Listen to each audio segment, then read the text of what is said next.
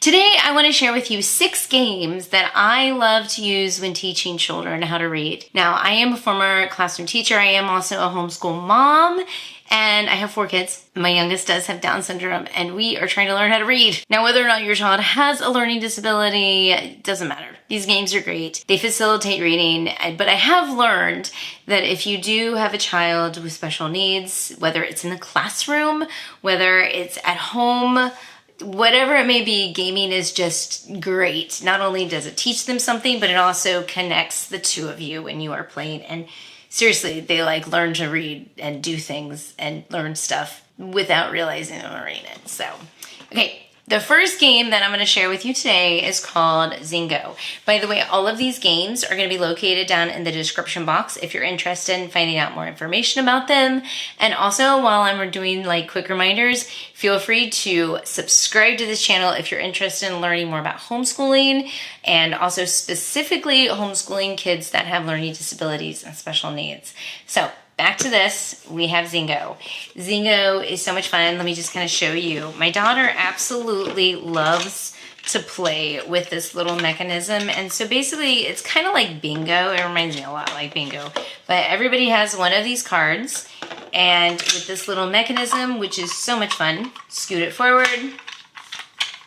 And the words pop up down here. If you have the word, you grab it and match it with the word on your Zingo card. That's what it's called. Zingo is very much like bingo. And if it doesn't fit, you just put it right back in here to the machine. So with this, it's great because it does fine motor skills, it does reading skills, it does processing speed. You know, another thing I really like about games is they really help with cognitive skills and executive functioning. So, you know, that's another win-win for games. But Zingo's a great game.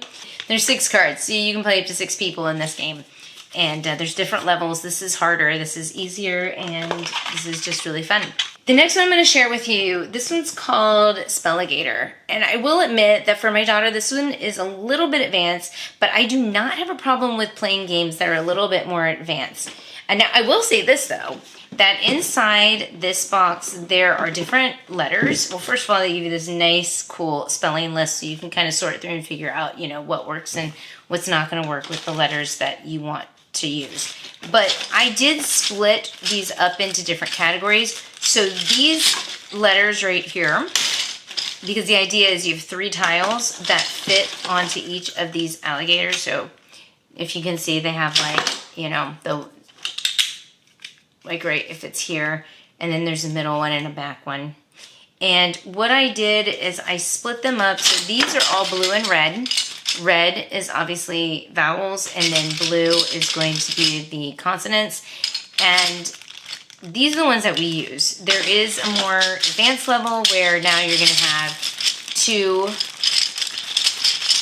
letters per tile. So these are more advanced, and you can blend them in with these letters once they get to that level. So for example, if you have Ted, you're going to, first of all, you're going to spread these out all over the table upside down.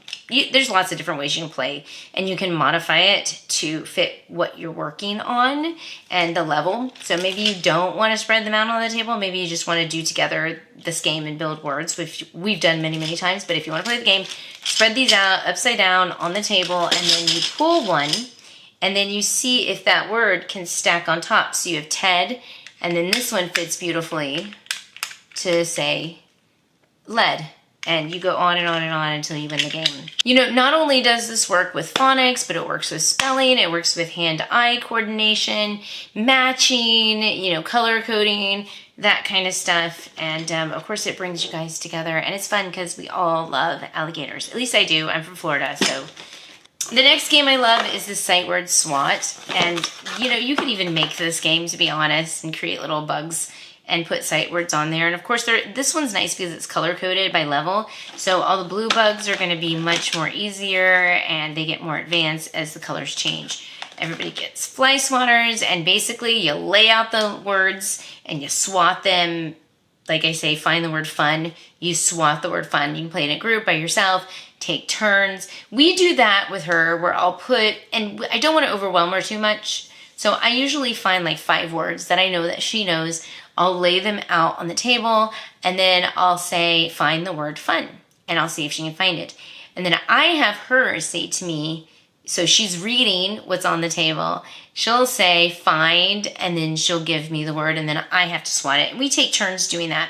Of course, like I said, you can modify it however you like. It's just a really fun game to get your kids using some physicality to learn those words, which actually creates really nice connections in your brain in the memory section of things. And it's color-coded. It's a fast-paced game.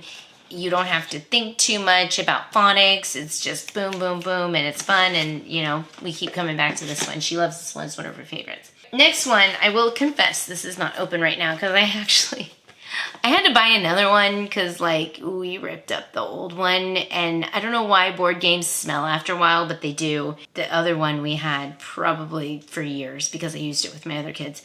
But this is Scrabble Junior. And I'll show you kind of the back because I don't want to open it yet.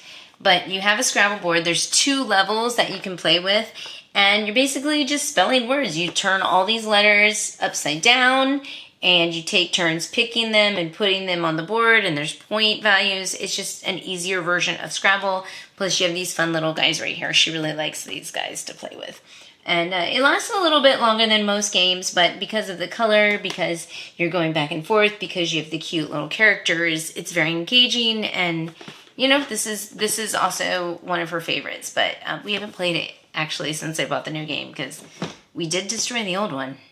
I promise you. I promise you. All right, the next game, this one's just common. You know, these are matching games and sight word games. These I got from Lakeshore Learning. They're kind of the same thing, but they're from the Family Engagement Learning Pack.